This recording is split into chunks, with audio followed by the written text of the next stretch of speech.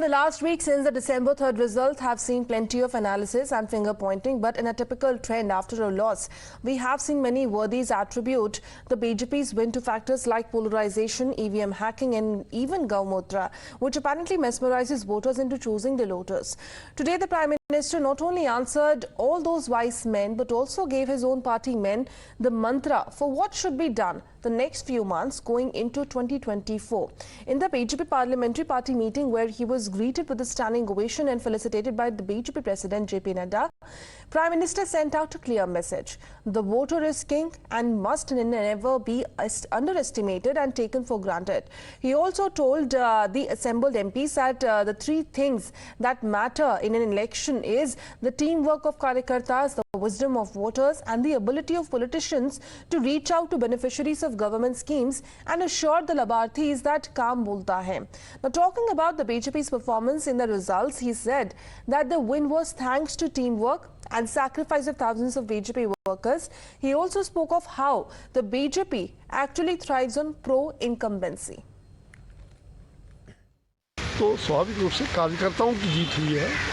हाले उनके नेतृत्व में है, समूचा चुनाव हुआ है, लेकिन उन्होंने सारा श्रेय एक कार्यकर्ता को दिया। निश्चित रूप से 2047 का भारत कैसा बनेगा वही तो है मोदी की गारंटी वाली गारंटी। कांग्रेस पार्टी का राज्यों में 40 बार जब कांग्रेस पार्टी सरकार में थी तब चुनाव फेस किया और दोबारा मैंडेट मांगने का कोशिश किया, लेकिन उसमें सिर्फ 7 बार कांग्रेस पार्टी यशस्वी है। Only 7 times 18%। जहां तक भारतीय जनता पार्टी का सवाल है 39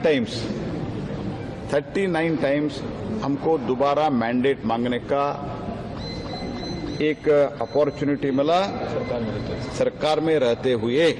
उसमें हम 22 टाइम्स सक्सेस हुआ है। आगे के विकास की जो भाजपा ने धारा रखी है उसको लोगों ने हमेशा सराहा।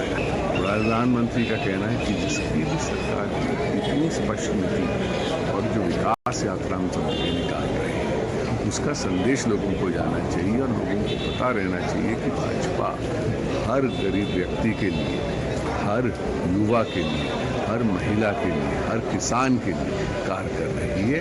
उसका हम सभी को प्रधानमंत्री को संदेश लेके विकसित भारत यात्रा के दौरान लेके जाना चाहिए।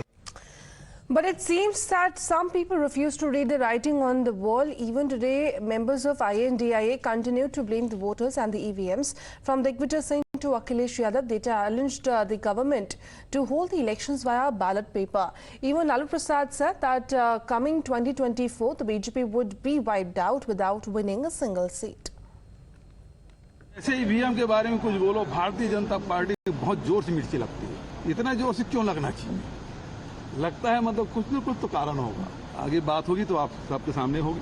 ज्यादातर जो लोग हैं जिन्होंने बातें रखी हैं चुनाव के परिणामों पर, उन्होंने यही कहा कि परिवर्तन का मतदान हुआ है, परिवर्तन का वोट है।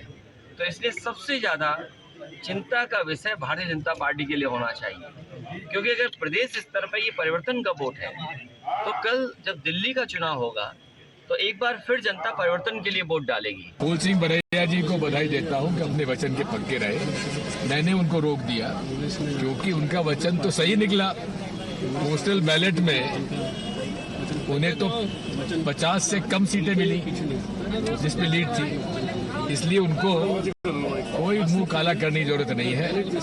मुंह काला करना चाहिए तो भाजपा को, जिस प्रकार से उनके इन्होंने लोकतंत्र की हत्या की है।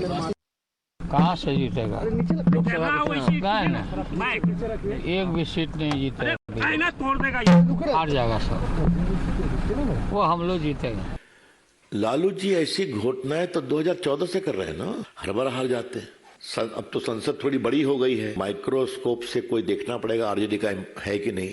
लालू जी की बात पर क्या कहा जाए? बोलते हैं बोले दीजिए। जो पूरे बिहार के डीएनए पर सवालिया निशान उठा दिया गया है, क्या कहना है आपका?